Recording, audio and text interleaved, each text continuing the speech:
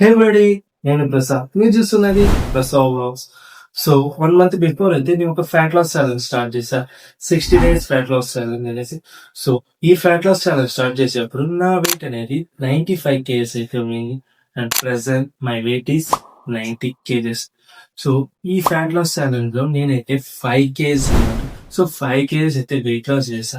ఈ weight loss ఎలా జరిగింది, ఎలాంటి స్టెప్స్ అయితే నేను ఫాలో చేశాను, సో ఎలాంటి డైట్ నేను ఫాలో చేశాను అనేది ఈ వీడియోని డిస్కస్ చేయబోతున్నాను. So please SIT back, relax and enjoy.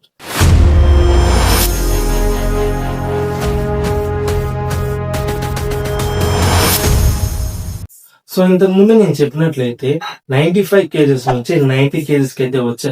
So ఇక్కడ మీరు చూసుకున్నట్లయితే 5 కేజెస్ అయితే నేను వెయిట్ లాస్ చేశాను. సో ఇది ఎలా పాసిబుల్ అయింది, సో దీనికి నేను ఎలాంటి స్టెప్స్ తీసుకున్నా అన్నదే చెప్తాను. సో సింపుల్ అండి, మార్నింగ్ లేవగానే నేనైతే 4 to 5 కిలోమీటర్స్ అయితే వాకింగ్ వెళ్ళేవాడిని. అండ్ ఆఫ్టర్ దాంతో పాటు కొన్ని బేసిక్ వార్మప్స్ అయితే చేసేవాడిని, like squats, push-ups and planks, ఇలాంటివి చిన్న చిన్న వార్మప్స్ అయితే చేసేవాడిని. అండ్ దాంతో పాటు డైలీ నేనైతే కావాల్సినంత వాటర్ అయితే తాగేవాడిని అండ్ 7 hours స్లీప్ అయితే తీసుకునేవాడిని. దాంతో పాటు మెయిన్ ఇంపార్టెంట్ థింగ్ ఏంటంటే డైట్.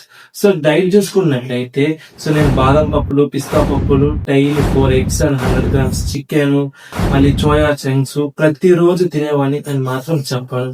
సో ఇక నేను చేసిన సింపుల్ థింగ్ ఏంటంటే ఇంట్లో ఏమి ఉండారో అదే తిన్నాను. సో ఇక నేను చేసిన సింపుల్ థింగ్ ఏంటంటే వీలైనంత వరకు షుగర్ అండ్ ఆయిల్ అయితే రెడ్యూస్ చేశా. సో ఇది చేయడం వల్ల మాత్రమే నాకు 50 to 60% రిజల్ట్ అయితే వచ్చింది.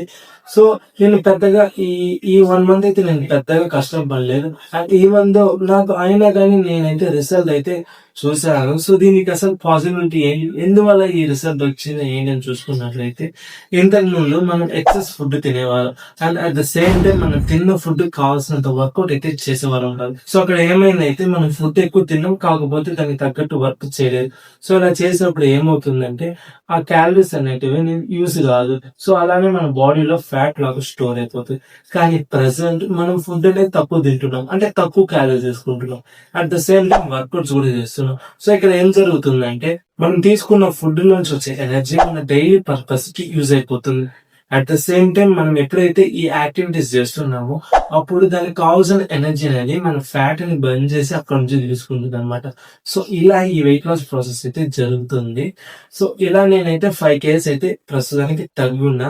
అప్కమింగ్ 30 days అయితే నేను వెయిట్ లాస్ కాకుండా ఫ్యాట్ లాస్ మీద ఫోకస్ చేద్దామని ఫిక్స్ అయినా. సో ఇక్కడ ఫ్యాట్ లాస్ అంటే నేను బాడీలో నా ఫ్యాట్ ని తగ్గిస్తూ at the same time muscle mass అయితే ఇంక్రీస్ అయిపోతుంది. ఇది ఎలా పాసిబుల్ అవుతుంది అంటే ఇక్కడే మనం calorie deficiency and strength training ఈ రెండు అయితే ఇన్వాల్వ్ అవుతుంది. దీనికి సంబంధించిన అప్డేట్ అయితే మనం అప్కమింగ్ వీడియోస్ లో వస్తుంది. ఎవరైతే మన వీడియోని ఇప్పటి వరకు చూస్తున్నారో thank you so much. And upcoming updates కోసం మన ఛానల్ అయితే ఫాలో చేసుకోండి. నెక్స్ట్ వీడియోలో కలుద్దాం. Tata, by by.